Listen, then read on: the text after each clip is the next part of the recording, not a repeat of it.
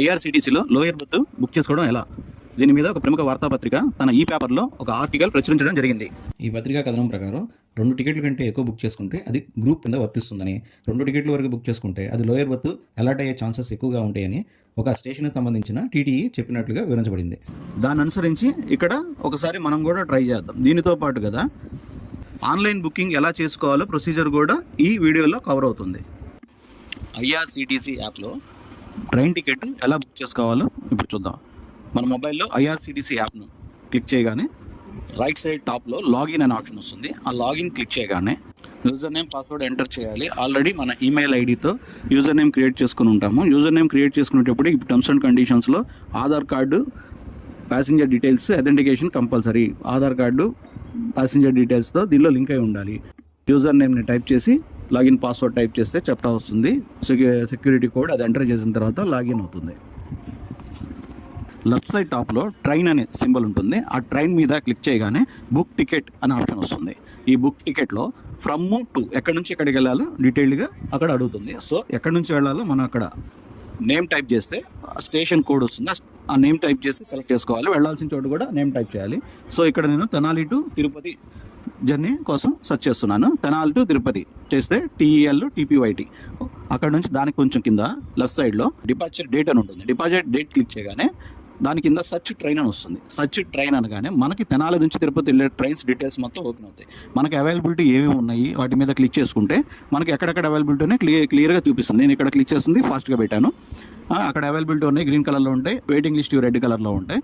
తర్వాత నేను వెళ్ళాల్సిన ట్రైన్ వచ్చేసరికి ఆఫ్టర్ 6 o'clockకి రీచ్ అవ్వాలి కాబట్టి ఆ ట్రైన్ నాకు పూరి తిరుపతి ఎక్స్ప్రెస్ ఒకటే అవైలబిలిటీ ఉంది. దానిలో కూడా థర్డ్ ఏసీకి జస్ట్ 9 టికెట్స్ మాత్రమే ఉన్నాయి. టికెట్స్ అంటే మనకి లోయర్ బెర్త్ అలాట్ అవ్వడం చాలా కష్టం. సో ఇక్కడ లోయర్ బెర్త్ కోసం ఈ వీడియో కూడా చేస్తున్నాం కాబట్టి లోయర్ బెర్త్ వస్తుందో లేదో చెక్ చేద్దాం. 9 టికెట్స్ దాని మీద క్లిక్ చేయగానే మనకి ఇక్కడ ఇన్స్ట్రక్షన్స్ వస్తాయి. దాని మీద ఓకే చేస్తే మనం ఆల్రెడీ ప్యాసింజర్ డీటెయిల్స్ ఎంట్రీ చేసుకుంటాము. ఎంట్రీ చేసుకొని ఆధార్ కార్డు అథెంటికేషన్ ఇప్పుడు కంపల్సరీ కాబట్టి ఆధార్ కార్డు అథెంటికేషన్ చేసుకుని ఉంటే ప్యాసింజర్ డీటెయిల్స్ ఆల్రెడీ యాడ్ అయి ఉంటాయి. డైరెక్ట్గా ప్యాసింజర్ డీటెయిల్స్లోకి వెళ్ళిపోయి మనం ఎవరెవరు వెళ్తున్నామో అక్కడ టిక్ చేసుకొని నెక్స్ట్ ఇక్కడ నేను ఇద్దరమే కాబట్టి 2 టికెట్స్కి లోయర్ బెర్త్ అలాట్ అయింది అన్నారు కాబట్టి దానికోసం ట్రై చేస్తా 2 టికెట్లు సెలెక్ట్ చేసుకున్నాను. నెక్స్ట్ ఆప్షన్ మనకి బెర్త్ ప్రిఫరెన్సెస్ చెక్ చేసుకోవాలి. మన టికెట్ డీటెయిల్స్, నేమ్ డీటెయిల్స్ కింద బెర్త్ ప్రిఫరెన్స్ అని ఇస్తారు. ఆ బెర్త్ ప్రిఫరెన్సెస్ క్లిక్ చేసుకున్న తర్వాత మనం ఒకదానికి సైడ్ లోయర్ సెలెక్ట్ చేసుకుంటున్నాము, ఇంకొక దానికి సైడ్ అప్పర్ పెడతాను. రివ్యూ జర్నీ డీటెయిల్స్ అని రైట్ సైడ్ బాటంలో వస్తుంది. అది ఒకసారి క్లిక్ చేసుకుంటే మనం ఎక్కడి నుంచి ఎక్కడికి వెళ్తున్నామో, ఏ డేట్ వెళ్తున్నామో అన్నీ క్లియర్గా చెక్ చేసుకోవాలి. వన్స్ ఎంట్రీ అయితే మనకి టికెట్ కన్ఫర్మ్ అయిపోతుంది కాబట్టి ముందే ఆ డీటెయిల్స్ అన్ని క్లియర్గా చెక్ చేసుకోవాలి. అది చెక్ చేసుకున్న తర్వాత నెక్స్ట్ ప్రొసీడ్ టు పే అని ఆప్షన్ ఉంటుంది రైట్ సైడ్ బాటంలో. లెఫ్ట్ సైడ్ మనకి payment details, ticket charge, reservation charges అని, GST అని అన్ని కలుపుకొని ఇక్కడ మనకి లెఫ్ట్ సైడ్ బాటంలో చూపిస్తుంది. Right side proceed to pay click చేసుకోవాలి. ప్రొసీడ్ టు పే చేసే ముందు మనం ఆటో అప్గ్రేడ్ ఆప్షన్ ఉంటుంది. ఒకవేళ సీట్లు సెకండ్ ఏసీలో కానీ అప్గ్రేడ్ అవ్వాలంటే అక్కడ ఖాళీ ఉంటే ఇటు నుంచి అటు అప్గ్రేడ్ చేసి థర్డ్ ఏసీ వాళ్ళు కన్ఫర్మేషన్ ఇచ్చే ఛాన్స్ కూడా ఉంటుంది. ఇంకొకటి కన్ఫర్మ్ బెర్త్ అలాట్ అయితేనే టికెట్ బుక్ చేయమని ఒక ఆప్షన్ ఉంటుంది. సీట్లు ఫిల్ అయిపోతే వెయిటింగ్ లిస్ట్ టికెట్లు కూడా అలాట్ అవుతాయి. మీకు ఓకేనా అని చెప్పి మెసేజ్ వస్తుంది. మనం ఎస్ ఆర్ నో, ఎస్ఏ మ్యాక్సిమం క్లిక్ చేస్తాం. ఆల్రెడీ మనం అలాట్ చేస్తున్నాం కాబట్టి ఎస్ క్లిక్ చేస్తాం. మన కన్ఫర్మేషన్ కావాలి కాబట్టి ఎస్ఏ క్లిక్ చేస్తాం.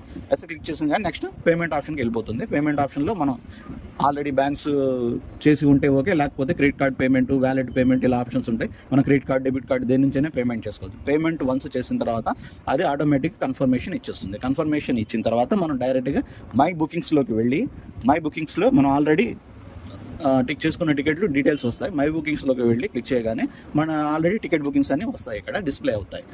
సో ఇది మనం టికెట్ బుకింగ్ ప్రాసెస్. నాకు వచ్చేసరికి ఒకటి లోయర్ బెర్త్, ఒకటి అప్పర్ బెర్త్ అలాట్ అయింది పూరి తిరుపతి ఎక్స్ప్రెస్. ఒక్కసారి చెక్ చేసుకోండి, ఒక్కసారి చెక్ చేద్దాం డీటెయిల్స్. ఒకటి సైడ్ అప్పర్, ఒకటి సైడ్ లోయర్, ఒకటి అలాట్ అయింది. సో ఇది పనిచేస్తుంది.